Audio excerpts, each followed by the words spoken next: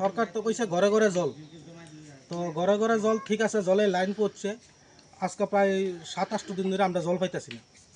ঠিক আছে, এখানে আমরা মোটামুটি 15-20 পরিবার আছি, জল পাইতেছি না। জল একদমই দেয় না। তো আমরা তো কারেন্টের বিল দিয়ে জল খাই, তো কারেন্টের টাকা শেষ, আমরা টাকা পাঠাইছি, তারা টাকা রাখতে রাজি না, তারা মোটর চালাইতো না। মেশিনটা কোন জায়গাতে? মেশিনটা আছে আমাদের পঞ্চায়েত মেম্বারের বাড়িতে। নাম কি ওনার? ওনার নাম হনুফা খাতুন। এটা কত নম্বর ওয়ার্ড? এটা 1 নম্বর ওয়ার্ড, কাঞ্চনমালা মুসলিম পাড়া।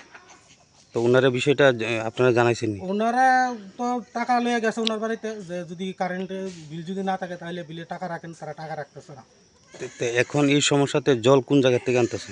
এই তো ওইদিকে কলের থেকে আনতেছিল, মানে অনেক তো দূরের থেকে জলানো হইতেছে, আরেক বাড়ির থেকে নিচের থেকে জলানো হইতেছে। এই এলাকাটার নাম কি? এটা কাঞ্চনমালা মুসলিম পাড়া। তো এখন আপনারা কি চাইতেছেন? আমরা চাইতেছি, আমরা জল চাই। সরকার তো কইছে ঘরে ঘরে জল, তাহলে কই বাস্তবে তো কোনো মিলতেছে না তো জল। আমরা তো জল পাইতাছি না, তো তাই মর্জি মতো তাই কাজ করতেছে।